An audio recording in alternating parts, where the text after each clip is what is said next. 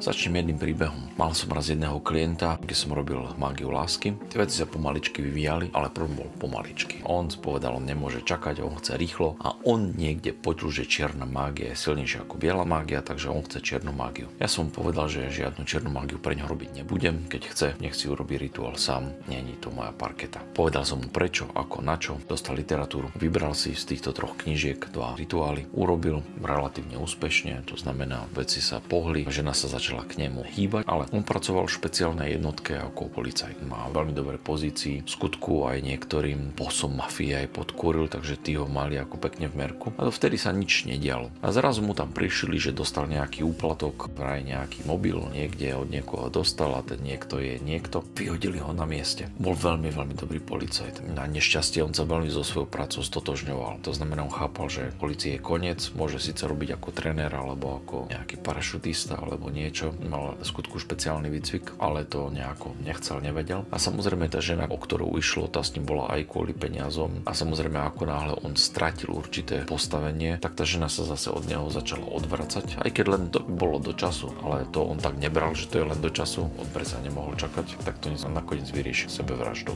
2-krát som mu magicky zabránil si život zobrať, 3-krát som mu musel nechať tak. Takže vec nedopadla vôbec dobre.